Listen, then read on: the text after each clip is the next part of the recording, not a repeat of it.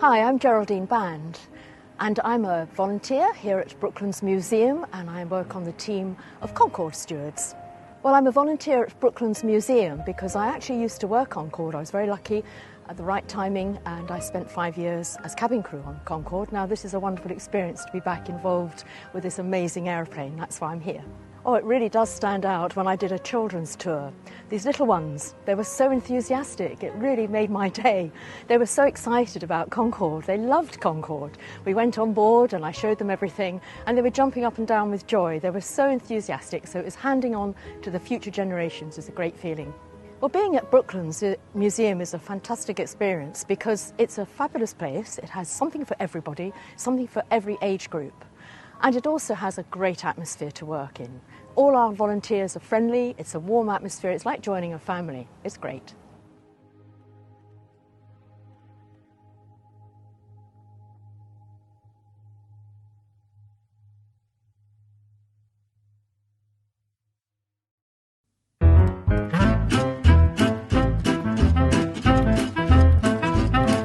The drivers in 1926 really were the stars, even though there wasn't actually a championship for drivers, unlike today. This race was daring. Not only did the drivers have to push themselves to the limit, but Brooklands itself had to show that Britain could host a successful Grand Prix. The drivers, they were unbelievably courageous, or some even may say crazy, the way they were throwing themselves into these death traps to drive them around the high bankings with no barriers, no safety equipment to speak of. No fire suits, anything like that. They were really in pursuit of that victory, and that would mean that nothing would stop them.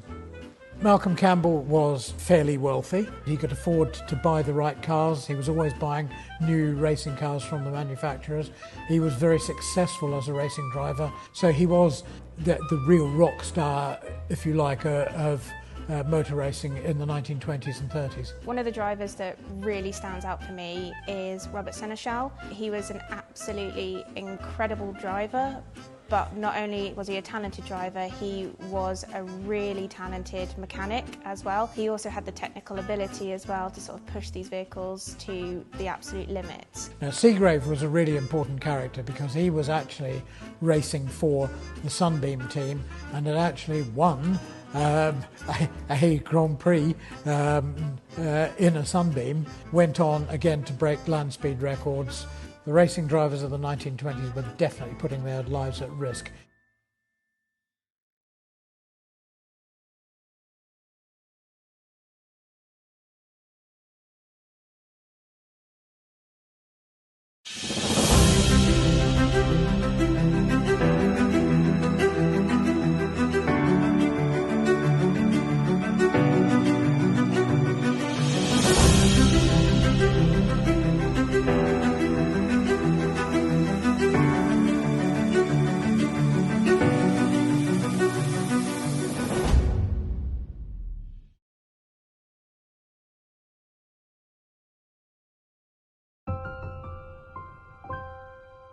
Hi, I'm Helen Heron and I'm a gardening volunteer at Brooklands Museum. Well, originally my husband volunteered here and I lost my mum and I was looking for somewhere to volunteer, and he said there was somebody who wanted to water pots. So I came along and had a word with various staff, and they said there was a little bit more than watering pots. There was also this memorial garden that had been looked after, but over a couple of years had become unkempt. So I decided maybe that was for me. Brooklands is a special place because you meet lovely volunteers. I have a purpose coming in and helping with the pots and the garden, and just enjoying meeting people. They come for a reason and they've often got stories, and I enjoy those too.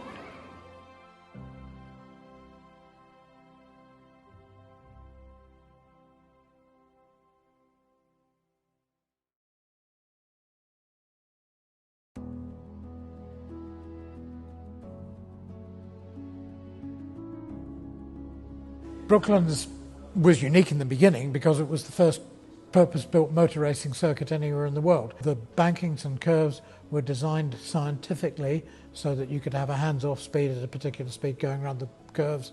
So the core circuit as existed, 2 3/4 miles, minimum of 100 feet wide, made of concrete, bankings at each end. At the northern end, the so-called members banking, was the tightest corner on the circuit, so the cars really had to be doing a decent speed on that banking to stay up there. The finishing straight was vast, wide open, flat run of concrete. So imagine a modern F1 driver coming on track and driving a lap here. If it was still possible, they would be completely caught off guard by the banking, by the bumpy concrete, by the crowds on track. It would be unlike anything they've experienced before. And it was really a game of chance as to whether your car would make it across the finish line or not.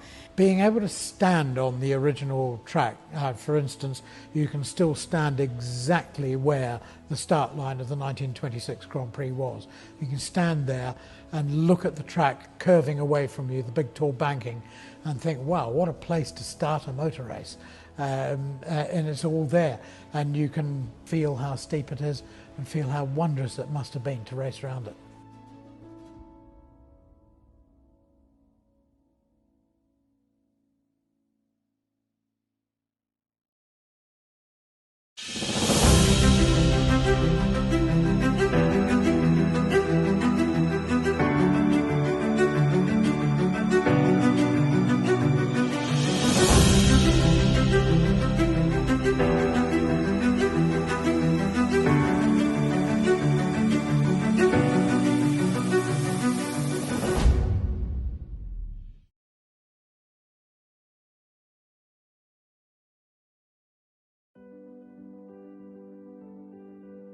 So my name is Jamie Downs and I am a volunteer at the Aircraft Park at Brooklands Museum. Brooklands Museum is a special place to volunteer because you take one step here and you're tripping over other volunteers and their special stories, and it's just a cross-section of British aviation heritage, motoring heritage, and you just feel the energy and the passion in the people who volunteer here. I was on board a VC-10 here and an older gentleman came on board and I could tell he knew his aircraft, and I got chatting to him, and it turned out he not only worked on VC-10s at Weybridge, Brooklands in the 60s, he actually built most of the wiring on the aircraft I was on, and then he started to almost disassemble the wiring he had made in the 60s, and I said, I believe you, but just the chance to meet people like that and hear their stories. One reason why the museum is so important to me is I am on the autism spectrum, and unsurprisingly, aviation is one of my real special interests, and normally in the wider world and in public, when I talk about aviation, people tend to run away. But to have a chance to come to a place like this and tell people all about the amazing aircraft we have here, and for them to not run away but actually really appreciate the insight and knowledge, you can't replicate that feeling.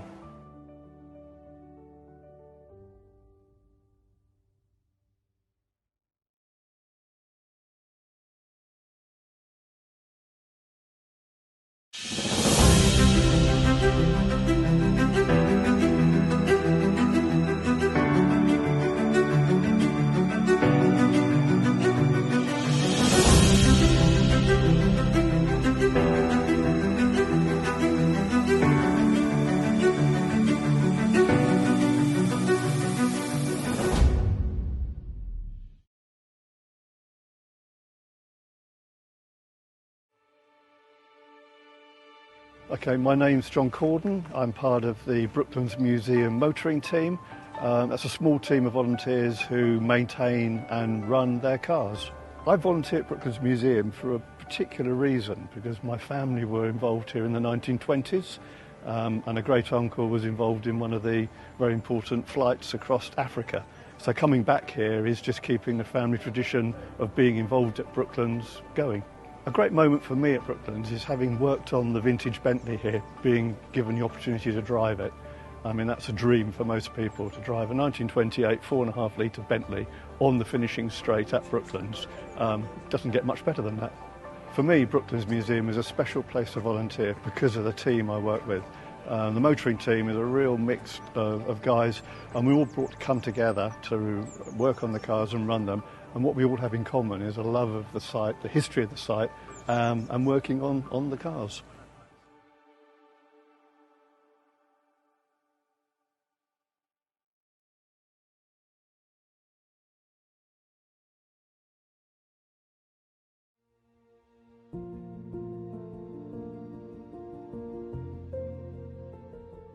The Grand Prix season in 1926 was a fraction of what you have today. There's 5 times as many races now as there were then. All events at Brooklands were a huge social occasion, and the 1926 Grand Prix would have been no different to that. It would have been heaving in the paddock, there would have been crowds waiting right up next to the track, and it would have just been a really loud, buzzing, exciting time at Brooklands.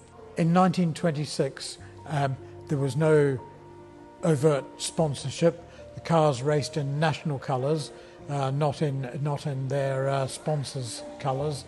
There were far fewer teams. So Formula One cars of today, they're a marvel of technology. They've got computers on board, everything's working out, got sensors, all that sort of thing. Back in the day, the only sensor was the driver's right foot as he was flying around the track, and he'd have to pick up on the issues the car had, and then any design work that would be needed to fix those issues. These days, it's done on computer systems. You've got CAD design software, all that sort of thing. Back in the day, it was a guy in a shed with a ruler and a pencil, figuring it all out on a piece of paper. Racing cars in 1926 were effectively rolling experiments for their drivers and engineers. If something didn't work right, then they would take it back to the workshop or even down to the pits and just tweak it and start again. The people who were racing in 1926 were pioneers. They were testing new technologies within the limits of what was known at the time. I think most of them would be amazed by what the technology now allows you to do now, and I think they'd all want to try it out.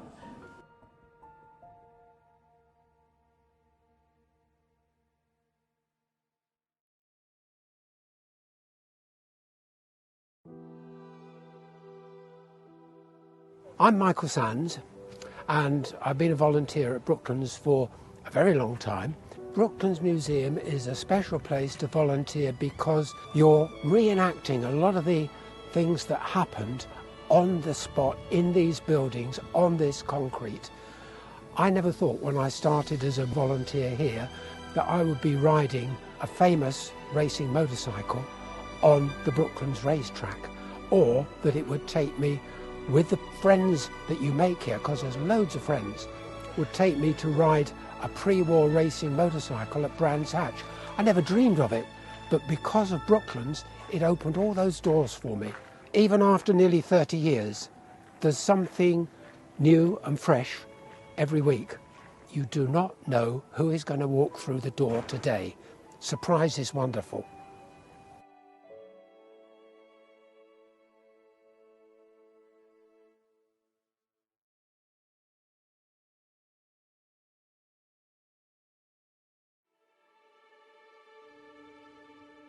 Hi, I'm Paul Trowbridge. I'm the volunteer steward here at Brooklands Museum. I work in the Jackson shed where our Grand Prix exhibition is held. I'm interested in cars, in aircraft. I grew up with my father in the aircraft industry, and I'm a big motor racing fan and did a bit of racing.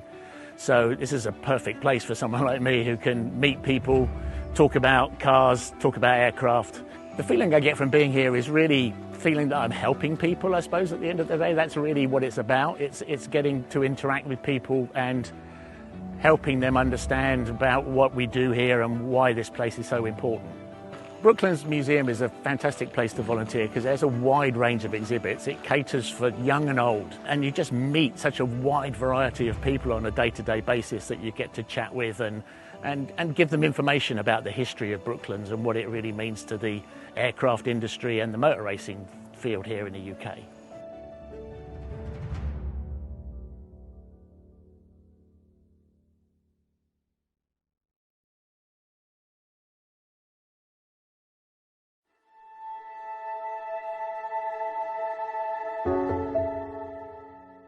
The cars of 1926, they'd be noisy, they'd be hot, they'd be horrible for the drivers really sitting inside them, and the noise would be then amplified by the fact you're driving around a banking that's chucking all that noise right back at you. Grand Prix cars were starting to become the fast, agile things that they later developed into.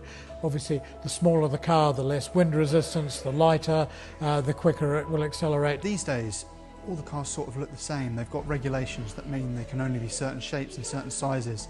Back in the day, there were far less regulations, so the Delages, the Talbots, they had the big straight 8 engines with superchargers. Then you've got the Halford Special, which is a little bit different. They had a different engine configuration. The Delage was extremely powerful. The engine was amazingly modern. The Delage had one major issue, that the exhaust pipe was on the right-hand side of the car, came right past the driver's feet, very close to them. It was running red hot, so the driver's feet were actually physically burnt through their shoes, and they were having to stop during the race and plunge their feet into buckets of iced water. So I think the number one lesson that comes out of the 1926 Grand Prix for the manufacturers was the reliability of their cars. They needed to last longer to finish the race, because you can't win the race without finishing.